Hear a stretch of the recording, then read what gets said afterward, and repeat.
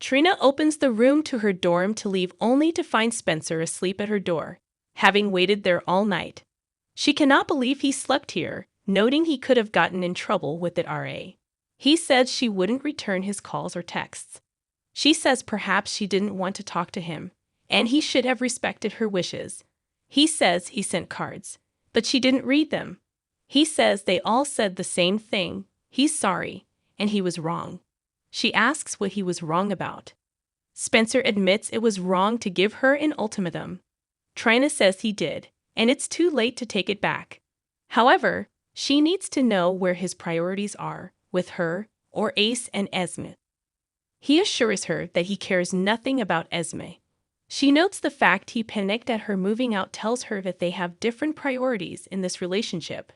Trina can't sit by the sidelines while he spends time with Esme, and she can't be around her. Spencer says Ace and Esme are a package deal, so what does she want? Trina says he's never asked what her choice would be, and she chooses not to be a part of this dysfunctional relationship.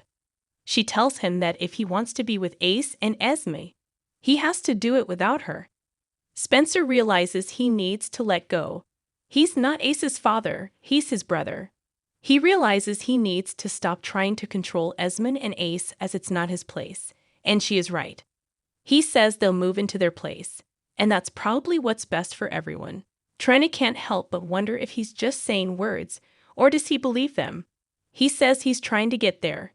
It may take a while, but he's going to make her his only priority. He hopes there will be a place in her life for him. Joss brings Adam to GH and tells Liz that her friend was nauseous and sweating this morning, and she thinks he needs to see a doctor. Adam panics and says no. He swears he's fine, but Joss says they had to stop the exam as Adam couldn't breathe, and she brought him here on the TA's insistence. Adam panics that he's going to fail the exam, but she promises he won't. Liz puts him in a wheelchair to see a doctor. Adam screams at Joss not to leave him. Later, Liz runs into Terry and hands her some files. She asks about the lawsuit, but Terry can't talk about it, and she has to follow the rules to the letter. And though Finn is her friend, appearances matter here, and she can't be seen as showing favoritism. Later, Liz lets Joss that Adam's been cleared, and it was a panic attack. She tells Joss she did well bringing him here, and that she'll be a great doctor one day.